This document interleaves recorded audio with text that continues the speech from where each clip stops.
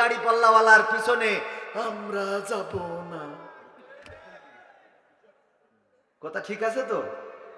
কয়দিন আগে বিএনপির আয়োজনে আমি এক মাহফিলে বক্তা ছিলাম। তো বিএনপির আয়োজনে আমি মাহফিলে বক্তা, কেমন না একটু আমি আমার কথা বললো হুজুর, আমি বললাম কোনো সমস্যা নেই। আমরা তো যেহেতু এতদিন ধরে ওবায়দুল কাদের বলতো খেলা হবে, তো এই খেলা হবে বলে বলে আমাদের খেলার লোভ ধারায় থুয়ে চলে গেছে। যেহেতু এখন মাঠ খালি, সুতরাং খেলা তো করা লাগবে। তো তখন কি করেছি, এক দল যেহেতু ওয়াকআউট করেছে, আমরা যে 11 জন ছিলাম 5 জন আর 6 জন ভাগ করিতে নিজেরা গোল দিচ্ছে। কথা কয় না? যেহেতু মূল প্লেয়ার মাঠ ছেড়িতে, তাহলে এখন কি করেছি, বিএনপিরা ধরেন 6 জন, জামাতরা 5 জন, আমরা নিজেরা গোলবার ঠিক করি তো খেলতেছি। অসুবিধা কোথায়? এটা ভালো না খারাপ? কারণ মাঠে যদি একটা প্রতিযোগিতামূলক খেলা না হয়, সেই খেলা কেউ দেখতে চায়? কথা কেন? সেই খেলা কেউ দেখে? এই মাহফিলটা যদি আওয়ামী লীগের আমলে হইতো, আপনার কি মনে হয় এই মাঠে লোক জায়গা দিতে পারতেন? কারণ তখন খেলাটা জমতো ভালো।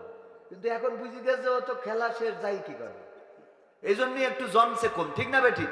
তো এই জন্য দুইটা প্রার্থী আমি বললাম, আপনারাও দাঁড়াইছেন, জামাতরাও দাঁড়াইছে, এবার ফাটাফাটি একটা খেলা হোক। কারণ দুইটা ফাটাফাটি না হলে এটা জমবে না, তাই না? একদম 153 পাশ করে নিয়েছে। পরের দিন কেউ ভোট দিতে গেছে? কটা কুত্তা গেছি? কথা কয় না? ঠিক না বেঠিক? কারণ পাশ তো হয়ে গেছে, ভোট দেবে কিনা? এরপরে কি করলো, রাত্রি তাহাজ্জুদ পড়ি কাম ছেড়ে ফেলেছে। ঠিক না বেঠিক? পরের দিন কি ভোটের লোক গেছে? যাই নাই তো। তো এই জন্য একটা প্রতিযোগিতা থাকতে হবে, ফাটাফাটি প্রতিযোগিতা। ডাইরেক্ট মনে করেন সেই প্রতিযোগিতায় মোটামুটি এবার যারা ক্ষমতায় যাবে সবাই মিলেমিশে একসাথে দেশের উন্নয়নে কাজ করতে হবে। কথা ঠিক আছে? অনেকেই মনে করেন আমরা দাড়িপাল্লার লোক, অনেকেই মনে করেন আমরা হাত পাকার লোক, আমরা এই মার্কার লোক, ওই মার্কার লোক। আমি বলি আমাদের কোনো মার্কা নেই কোরআন ছাড়া। কথা কয় না? আমাদের কোনো মার্কা নেই কি ছাড়া? কোরআন ছাড়া। কোরআনের সাথে যেটুকু মিলে যায় আমরা সেটুকু তাদের সাথে আছি না নাই? তারেক রহমান বললেন বিশ্বনবীর ন্যায় নীতির আদলে দেশটাকে গড়তে চায়। এই বক্তব্যের সাথে বিশ্বনবীর যে ন্যায় নীতির আদলে দেশ গড়তে চায়, এই বক্তব্যের সাথে আমাদের বক্তব্যের মিল আছে না নাই? কথা কয় না? তো বিশ্বনবীর ন্যায় নীতির আদলে দেশ গড়তে চাইলে আমাদের কোনো অসুবিধা আছে? ফখরুল ইসলাম আলমগীর বললেন যে কোরআন সুন্নাহর আইন দিয়ে দেশ চালানো হবে, কোরআন সুন্নাহ বিরোধী কোনো আইন করা হবে না। যদি সেটা হয়, এই কথার সাথে আমরা দ্বিমত পোষণ করার কোনো সুযোগ আছে? কথা কয় না? আছে। সুতরাং আমাদের কোনো মার্কা নেই। আমাদের মার্কা কোরআনের মার্কা, আমাদের মার্কা নবীর মার্কা। কোরআনের সাথে রাসূলের আদর্শের সাথে যাদের মিলে যায় তাদের সাথে আমাদের সম্পৃক্ততা আছে না নাই? কিন্তু এটার সাথে যদি মিল না থাকে, সে যত বড় দাড়ি পাল্লাওয়ালা হোক, ওই দাড়ি পাল্লাওয়ালার পিছনে আমরা যাব না। কথা ঠিক আছে তো? আমার কথা বোঝেননি মনে হয়? বুঝতে পেরেছেন? হাত পাখাওয়ালা যদি কোরআনের বাইরে চলে যায়, সেই হাত পাখার সাথে আমাদের আপোষ হবে না। বলতেছে 143টা না 45টা এ গ্রেডের আসন। কি গ্রেডের আসন? এ গ্রেডের আসন। তাদেরকে অনেকেই প্ররোচিত করতেছে যে আপনারা কেন এত আসন কম নিবেন, আপনারা বের হয়ে আসেন। এবার আলেম ওলামারা একটু ঐক্যবদ্ধ হয়েছিল, আমরা প্রত্যাশা করছিলাম তারা ঐক্যবদ্ধভাবে হয়তো ভালো কিছু করবে, কিন্তু গুতাগুতি আছে না নাই? কথা কয় না? আছে না নাই? এই জন্যে হুজুর দাওয়াত দিয়ে অনেক মাহফিলে গেলি দেখি আমাদের দ্বিতীয় বক্তা খুঁজি যে দ্বিতীয় বক্তা কই, কয় পাশের ঘরে রাখছে। তা আমার এই ঘরে কেন রাখছি হুজুর? মানে ওই কমিটিও জানে যে দুই বক্তা যদি এক ঘরে তুই গুতগুতিতে মারামারি করে বসতে পারে, তখন মাহফিলের সমস্যা হবে। তার থেকে দুই বক্তা দুই ঘরে থাক। এই সত্য বলছি না মিথ্যা বলছি? হ্যাঁ ভাই, আপনিও কি করিছে? সাইফুল্লাহ বিন আমাদের এনামুল হাসান বিন নূর ভাই আমি আসার আগে তাড়াতাড়ি নিয়ে আইছে যে সে যদি আমার গুতগুতি করে। হ্যাঁ, এই জন্যই হুজুরা এই গুতগুতি যদি বাদ দেয়, সমাজটা শান্তিতে ভরে যাবে। বলেন ঠিক কিনা? এর আগে কিন্তু এই প্রশ্নটাই আমাকে করেছিলেন আমাদের প্রিয় মুহতারাম জনপ্রিয় জননন্দিত আপনাদের অঞ্চলের প্রার্থী, যে আপনাদের মধ্যে এত মতবিরোধ কেন, এত রেশারেশি কেন, এত দল কেন? এই প্রশ্নটাই করেছিলেন। যদিও আলোচনার আমার ওইটা প্রেক্ষাপট ছিল না। তো এই রেশারেশি, এক জায়গায় ঢুকেও এক থাকতে পারতেছে না, এটা কোনো কথা হইলো? বলেন। এই জন্য আলেমদের এক হওয়ার দরকার আছে না নাই? সকল আলেমকে আল্লাহ এক করে দিন, পড়েন আমিন। আল্লাহর বান্দা তো তারা যারা আল্লাহর কাছে মাথাটা নত করে দিয়েছে, ইব্রাহিম আলাইহিস সালামের মতো বলেছে, ইন্নী ওয়াজ্জাহতু ওয়াজহিয়া লিল্লাযী ফাতারাস সামাওয়াতি ওয়াল আরদ হানিফাও ওয়া মা আনা মিনাল মুশরিকিন। ইব্রাহিম আলাইহিস সালাম বললেন, ওগো আল্লাহ, আমি আমার মুখ ঘুরাইয়ে দিলাম, সব দিক থেকে ঘুরাইয়ে নিয়ে তোমার দিকে, আসমান জমিন যিনি সৃষ্টি করেছেন তার দিকে আমার মুখটা ঘুরিয়ে দিয়ে বললাম, আমি কোন মুশরিকদের দল করি না, আমি কোন মুশরিকদের দলের স্লোগান দিই না, আমি কোন মুশরিকদের দলের সাথে নিজের সম্পর্ক রাখলাম না, আল্লাহর দলের দিকে মুখটা করে দিলাম। এই কথা বলে যখন স্লোগান দিলেন, আল্লাহর আইন চাই, সৎ লোকের শাসন চাই, যখন বললেন এই জমিনে আল্লাহর বিধান চাই, নারায়ে তাকবীর, আল্লাহু আকবার, এই স্লোগান দেওয়ার পরে মাইক কেড়ে নিয়েছে ফিরআউন নমরুদ। বলেন ঠিক না বেঠিক? নমরুদ মাইক কেড়ে নিয়েছে না? না, নমরুদ বলল না, এই স্লোগান চলবে না, এই স্লোগান। ইব্রাহিম বললেন, লা ইলাহা ইল্লাল্লাহ। ও নমরুদ, এই বাবিলনে তোমার আইন চলবে না। নমরুদ বলল, ও ইব্রাহিম, তোমার আমরা ছাড়ব। মুসা আলাইহিস সালাম বললেন, লা ইলাহা ইল্লাল্লাহ। এই মিশরে ও ফিরআউন, তোমার আইন চলবে না। ফিরআউন বলল, ও গো মুসা, তোমার আমরা ছাড়ব না। আল্লাহর নবী বললেন, লা ইলাহা ইল্লাল্লাহ। এই মক্কা মদিনায় ও আবু জাহেল, তোমার আইন চলবে না। আবু জাহেল বলল, ও মুহাম্মদ, আমরাও তোমার ছাড়ব, আমরাও তোমার ছাড়ব না। এখনকার সময়ও যদি বলেন লা ইলাহা ইল্লাল্লাহ, ও ডক্টর ইউনুস, এই বাংলাদেশে তোমার আইন চলবে না, চলবে না। আমার ইউনুস বলবে, ও কবির বিন সামাদ, তোমারও আমরা ছাড়ব, বাষ্ট করে দেব। ঠিক না বে ঠিক? বলবে না, বলবে না? ও আমার ভাইরা, এই কথাগুলো বলা হবে কারণ আল্লাহর আইন যদি এই জমিনে চালাতে চায়, আল্লাহর আইন চালাতে বাধা দিবে কারা? ফিরআউন নমরুদের প্রেতাত্মারা, তাদের উত্তরসূরিরা। আর আল্লাহর জমিনে আল্লাহর আইন কায়েম করতে চাইবে কারা?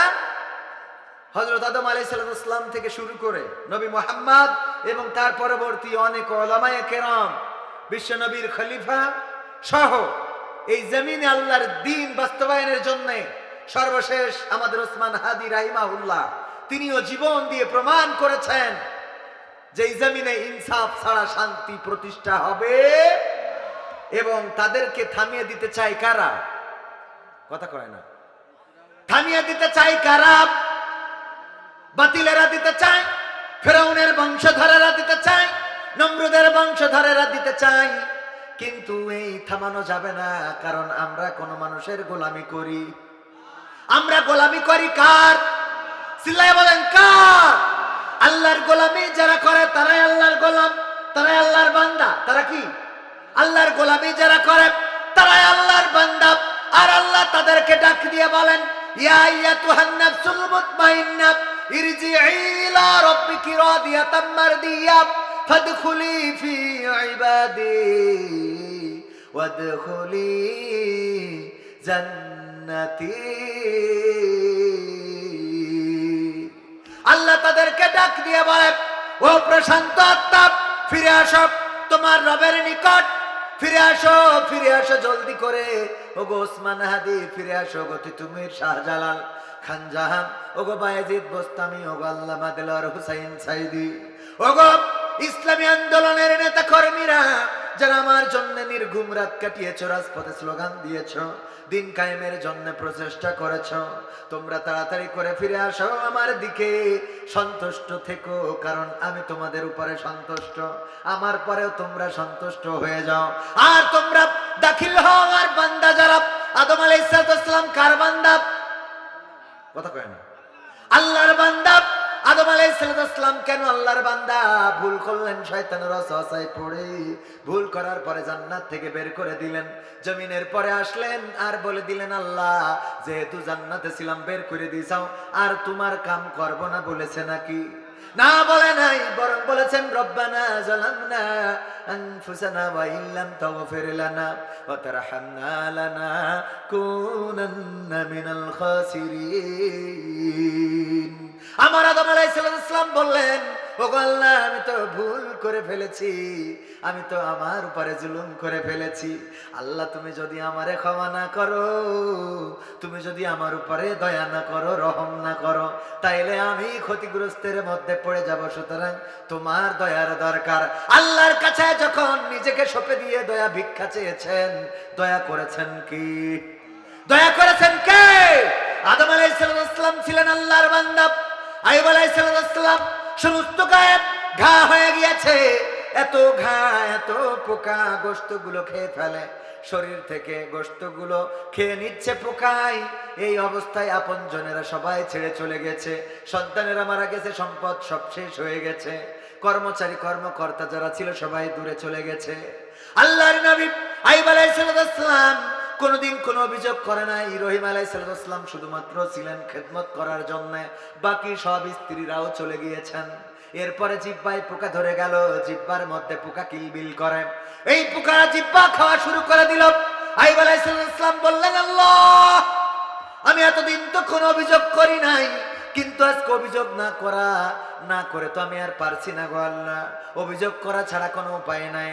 ওগো রব তুমি আমার সমস্ত শরীরে ঘা দিয়েছ, সমস্ত শরীরে পোকা দিয়েছ, আমার সম্পদ গুলো ধ্বংস হয়ে গেছে, আমার সন্তানগুলো শেষ হয়ে গেছে, আমার আপনজনেরা আমাকে ছেড়ে চলে গিয়েছে, আমি কোনো অভিযোগ করি নাই, সমস্ত শরীরের গোশতগুলো পোকারা খাই, আমি কোনো অভিযোগ করি নাই, কিন্তু আজকে এমন একটা মুসিবতে পড়ে গেলাম, তুমি আমার জিহ্বার মধ্যে পোকা দিয়েছ আল্লাহ, এই জিহ্বার পোকা আমার জিহ্বাটা খেয়ে ফেলে। ওগো আল্লাহ তুমি যদি আমার জিহ্বাটা শেষ করে দাও, তাইলে কেমন করে আমি জিকির করব আল্লাহ আল্লাহ আল্লাহ আল্লাহ আল্লাহ আল্লাহ সুবহানাল্লাহ আলহামদুলিল্লাহ লা ইলাহা ইল্লাল্লাহ সুবহানাল্লাহ ওয়ালহামদুলিল্লাহ লা ইলাহা। ওগো আল্লাহ কেমন করে তোমার জিকির করব? তুমি আমার জিহ্বাটা অক্ষুণ্ণ রেখে যা চাও তাই করো। আমার আল্লাহ বললেন এখন আইয়ুব আমি তোমার সব কিছু ফিরিয়ে দিলাম, ফিরিয়ে দিলাম, ফিরিয়ে দিলাম। দেখেছেন আল্লাহকে আল্লাহর বান্দা সব কিছু ফিরিয়ে দিয়েছে না দেয় নাই? এই হলো আল্লাহর বান্দা। আল্লাহর বান্দা ছিলেন জাকারিয়া আলাইহিস সালাম। যখন গাছের মধ্যে ঢুকে গেলেন, কিন্তু একটু লুঙ্গি অথবা কাপড়ের অংশ বাইরে থাকলো, শয়তান দেখিয়ে দিল দেখো এই গাছের মধ্যে ঢুকেছে জাকারিয়া, তোমরা তো খুঁজে পাও না, কেমন করে ঢুকলো? সে আল্লাহর কাছে বলেছে আল্লাহ আমার, আল্লাহর কাছে বলে নাই, গাছকে বলেছে গাছ আমার একটু সহযোগিতা করো। গাছ সহযোগিতা করেছে। গাছ সহযোগিতা নিজে করতে পারে না, সহযোগিতা করেছে কার হুকুমে? আল্লাহর হুকুমে সহযোগিতা করেছে, কিন্তু একটু কাপড় অংশ বের হয়ে আছে। এবার বলল এই করাত দিয়ে গাছটা ছিঁড়ে ফেলো, যদি চিনতে পারো তাইলে সাথে সাথে জাকারিয়াও চিরে যাবে। যখন মাথার কাছে করাতটা এসে পৌঁছিয়েছে, করতে যাবে, আল্লাহ রাব্বুল আলামিন জানিয়ে দিলেন ওগো জাকারিয়া তুমি আমার কাছে মাথা নত করার পরেও কেন তুমি গাছের কাছে সহযোগিতা চাইলা? তুমি যদি আমার কাছে সহযোগিতা চাইতে যে আল্লাহ আমাকে হেফাজত করো, আমি যেমন করে আদমকে হেফাজত করালাম, যেমন করে আইয়ুবকে হেফাজত করালাম, যেমন করে আমি ইউনূস আলাইহিস সালামকে হেফাজত করালাম, নূহ আলাইহিস সালামকে হেফাজত করালাম, একইভাবে তোমাকেও হেফাজত করতাম। তুমি গাছের কাছে সহযোগিতা চেয়েছো, আমি গাছকে দিয়ে তোমাকে হেফাজত করেছি, কিন্তু গাছের কাছে সহযোগিতা চাওয়ার জন্য করাত দিয়ে তোমাকে দ্বিখণ্ডিত করা হবে। তুমি একটা বারের জন্য করতে পারবা না, এটাই তোমার পাপের কাফফারা, এটাই তোমার এই অন্যায়, এতটুকু এই যে ভুলটুকু করেছো তার কাফফারা। করাত দিয়ে দ্বিখণ্ডিত করা হলো। আল্লাহর নবী পর্যন্ত করেন নাই, কারণ মাথাটা নত করেছিলেন কার কাছে? আল্লাহর কাছে মাথা নত করেছেন। এটাই আল্লাহর বান্দা। ওগো আমার ভাইয়েরা, ইউনূস আলাইহিস সালাতু ওয়াসসালাম তাকে যখন নদীতে ফেলে দেওয়া হলো, মাছের পেটের মধ্যে চলে গেল। যাওয়ার পরে ইউনূস আলাইহিস সালাতু ওয়াসসালাম বললেন, আল্লাহ, আমি তোমার দিন প্রচার করে বেড়াই, মানুষ তেমন কালেমা পড়তে চায় না, তোমার দিনের পথে আসতে চায় না, এত কষ্ট করি রে, আবার আমার এই তুমি এই পানির মধ্যে ফেলাইলে, আবার মাছেও গিলে নিল, এই পাতালের মধ্যে চলে এসেছে, পানির এত গভীরে চলে এসেছে, আল্লাহ আমি আর তোমার ডাকবো না। বলেছে নাকি? না বলে নাই। কি বললেন? লা ইলাহা ইল্লা আনতা সুবহানাকা ইন্নী কুনতু মিনাজ। ওরে মরলে মানুষ দাম বাড়ে তার, ওরে মরলে মানুষ দাম বাড়ে তার, বাঁচতে অবহেলা দুনিয়ারে রং বাজারে, এটা কেমন খেলা দয়াল, দুনিয়ারে রং বাজারে, এটা কেমন খেলা, দুনিয়ারে রং বাজারে, এটা কেমন খেলা দয়াল, দুনিয়ারে রং বাজারে, এটা কেমন খেলা। ওরে মরলে মানুষ দাম বাড়ে তার, মরলে মানুষ দাম বাড়ে তার, বাঁচতে অবহেলা দুনিয়ারে রং বাজারে, এটা কেমন খেলা দয়াল, দুনিয়ারে রং বাজারে, এটা কেমন খেলা, দুনিয়ারে রং বাজারে, এটা কেমন খেলা দয়াল, দুনিয়ারে রং বাজারে, এটা কেমন খেলা। বাঁচতে মানুষ কেউ বলে না লোকটা বড় ভালো, মরলে বলে তার মরাতে বড় ক্ষতি হলো, দয়াল বড় ক্ষতি হলো। বাঁচতে মানুষ কেউ বলে না লোকটা বড় ভালো, মরলে বলে তার মরাতে বড় ক্ষতি হলো, দয়াল বড় ক্ষতি হলো।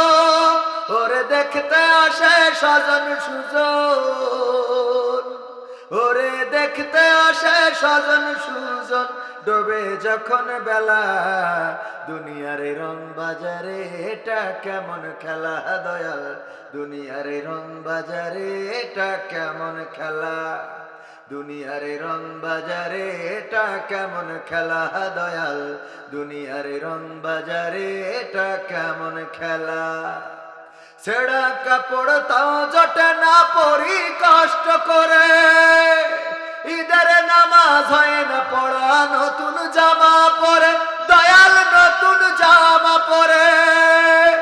ছেঁড়া কাপড় তাও জটে না পরি কষ্ট করে, ঈদের নামাজ হয় না পড়া, নতুন জামা পরে দয়াল, নতুন জামা পরে। ওরে নতুন কাপড় জুটবে জানি, ওরে নতুন কাপড় জুটবে জানি, ফুরাইলে বেলা দুনিয়ারে রং বাজারে, এটা কেমন খেলা দয়াল, দুনিয়ারে রং বাজারে, এটা কেমন খেলা, দুনিয়ারে রং বাজারে, এটা কেমন খেলা আল্লাহ, দুনিয়ারে রং বাজারে, এটা কেমন খেলা। ভাঙা ঘরে দিন কেটে যাই, বছর ঘুরে যুগ, এই জীবনে পাইলাম না তো একটু ভবের সুখ, দয়াল একটু ভবের সুখ। ভাঙা ঘরে দিন কেটে যাই, বছর ঘুরে যুগ, এই জীবনে পাইলাম না তো একটু ভবের সুখ, দয়াল একটু ভবের সুখ।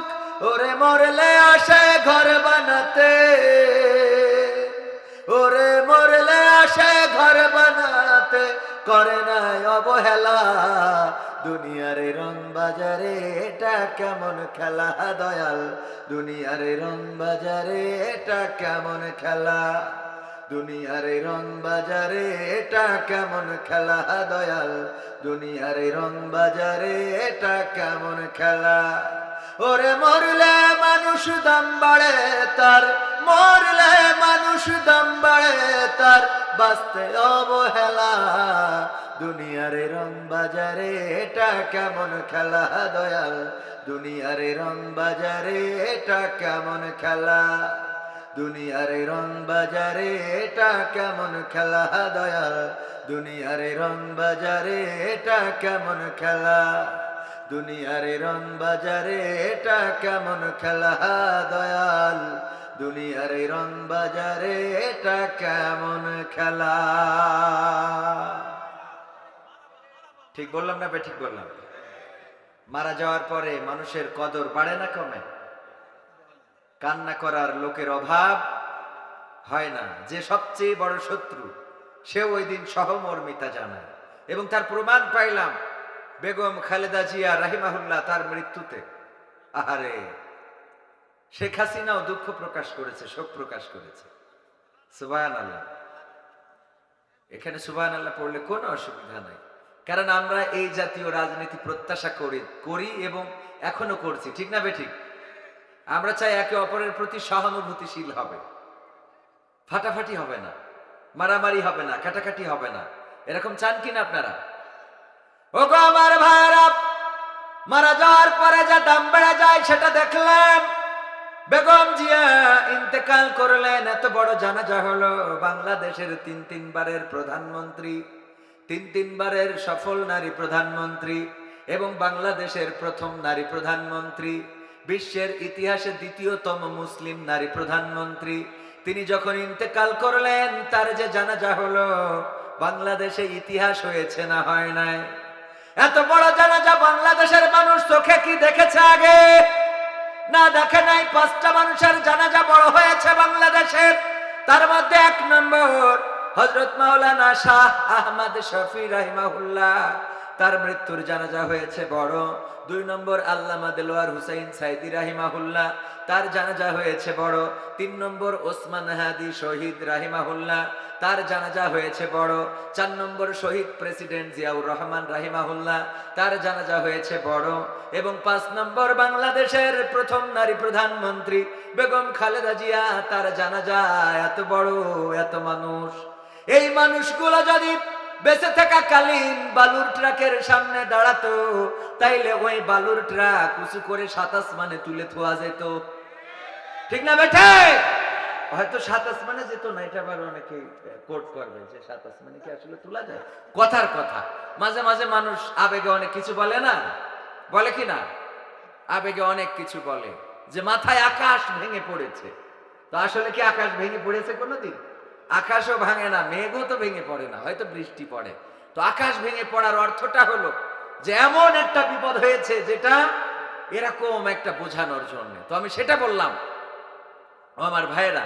তো এই মারা যাওয়ার পরে আমরা যত মানুষ তার প্রতি সহানুভূতি, এমনকি আওয়ামী লীগের প্রতিটা পেজ থেকে দেখেছি তার প্রতি সহানুভূতি এবং ওই যে শোক প্রকাশ করতে অনেক নেতা, অনেক কর্মী শোক প্রকাশ করেছেন। যদি বেঁচে থাকতে সবাই এই সহানুভূতিটা দেখাতো, তাইলে এই মানুষটার গৃহবন্দী থাকা লাগতো না, বলেন ঠিক কিনা? এই মানুষটার জেলখানায় থাকা লাগতো না, ঠিক না বেঠিক? এই মানুষটার এই বৃদ্ধ বয়সে এসে যেই সময় মানুষ পরকালমুখী হয়ে পড়ে, সেই সময় এসে কারারুদ্ধ জীবন যাপন করতে হয়েছে, ঠিক না বেঠিক? তো আমরা মারা যাওয়ার পরে গুরুত্ব বাড়িয়ে দিই, এইটা আমরা করব না। বেঁচে থাকতে মানুষকে একটু গুরুত্ব দেব, মনে থাকবে ইনশাআল্লাহ। আল্লাহ রাব্বুল আলামিন বেগম জিয়ার কবরকে জান্নাতের বাগান করে দিন। পড়ছি আমি।